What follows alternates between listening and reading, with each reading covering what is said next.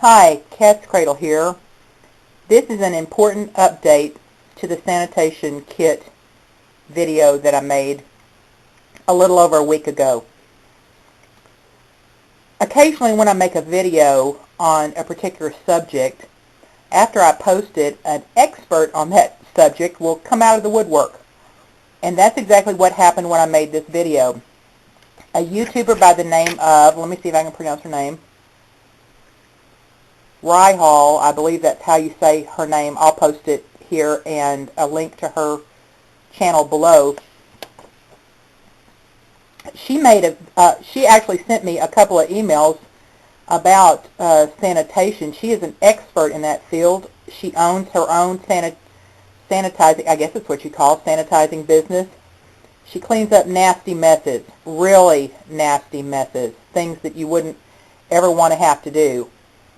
And she knows how to deal with pathogens. And she gave me a little advice and a little correction, and I'm grateful for that. And I would have made the video as soon as I got her information, except that I encouraged her to make a video on it as well, which she did. And then I wanted to read over her email several more times to be sure I really internalized the information and that I was going to be able to express that to you clearly and succinctly. And I think I get it. She took issue with me talking about washing out my bucket with soap and water and then sanitizing afterwards. And she said, you've got that all backwards. She said, what you need to do is protect yourself first, kill the pathogen, and then clean. She also said that to clean a bucket like this, the disposable gloves that I was using are not advisable. What I really need is some of like those long dishwashing gloves. You've seen the yellow Playtex gloves, that kind of thing. She said that's really what you need because you're going to reach down into this bucket and those little gloves that come to your wrist are just not enough protection. So I'm going to invest in some of those. I'll invest in several pair of those because that's good advice. The other thing she suggested is a full face shield. It's just a clear plastic. Now, it's not just goggles. It covers your whole face, your nose and your mouth. And she said those are available through janitorial supplies. Anybody who has to clean up bloodborne pathogens, that kind of thing, would be purchasing those. She said they're not that expensive. So I plan to get one of those as well.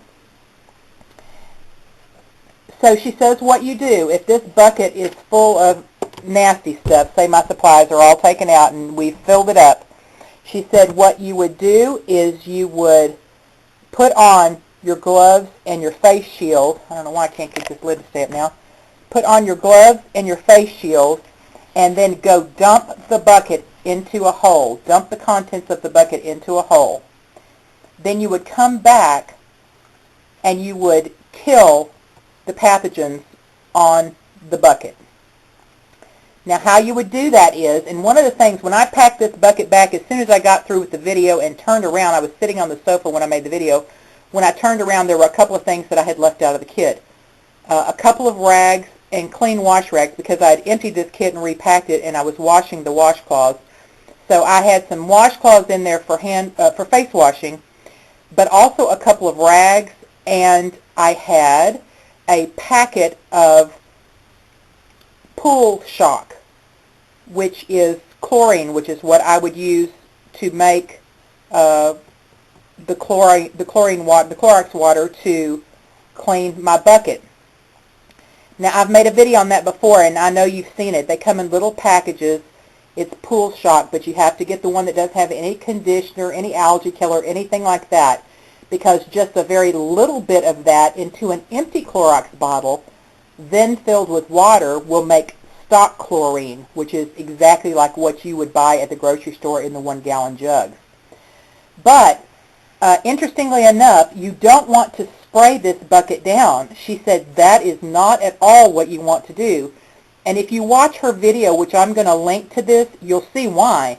Because the spray bottle, not in this instance, but if you were trying to clean the pathogen off a surface, say a kitchen counter, When you use that spray bottle, that air and liquid coming out of that bottle actually pushes the pathogen in front of it and could cause it to become airborne. You don't want that. And she didn't say this specifically, but I can imagine if you spray into this bucket, if you had, a nice strong sprayer, and some of the bottles I have are, and that spray hit the bottom of the bucket, I can see it sending pathogen back up toward your face.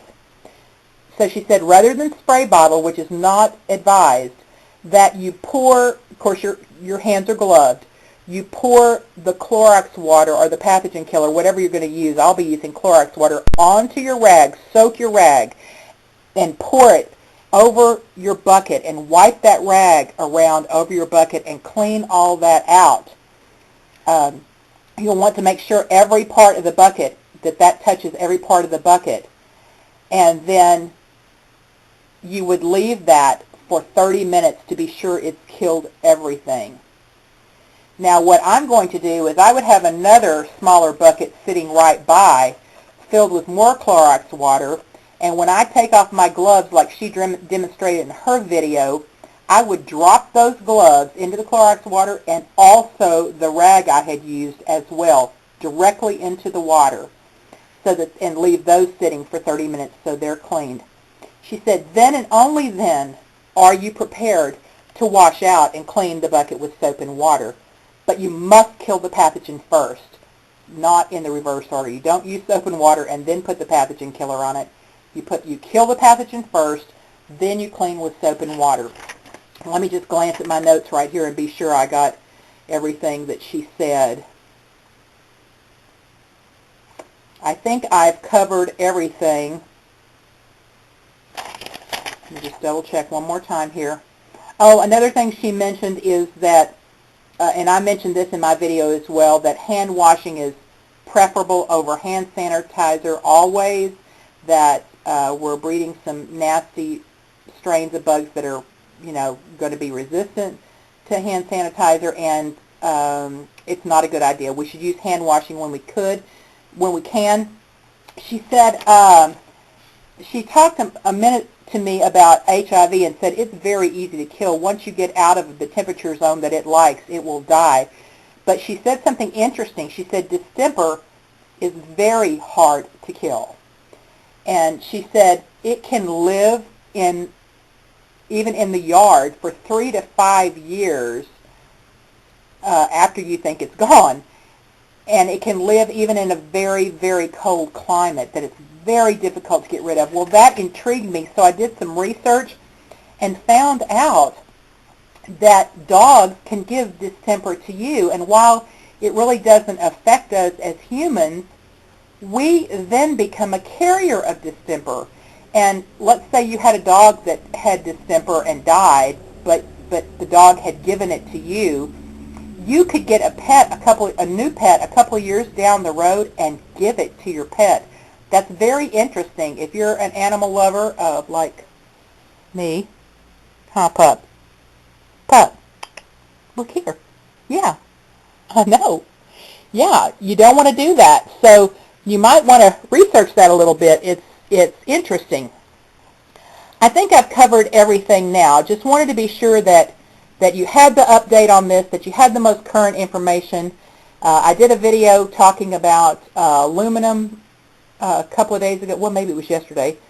And I had a chemist send me an email and give me more information than what I had before. So that's what's so great about this community, is that lots of times someone who has more information will come forth, and then we're all benefited by that. So I really appreciate Rhiahl, Rhiahl, sending me the email, because I know more than I knew before, and I really appreciate that. Just one more thing before I let you go here. Wanted to show you that in the Emergency Essentials catalog for April specials for 2012, if you look at the very next to last page, that's their group specials page. You'll see that they have tote-able toilet lids on sale for $6. That's a really good deal. Now, this is a group discount, so you have to buy 10 but that ends up being 32%. They're normally $8.95, so that's a good deal for $6 if you're looking to make some of these. And you may want to order 10 if you have a lot of family to give Christmas presents to or something, and they might be receptive to something like this.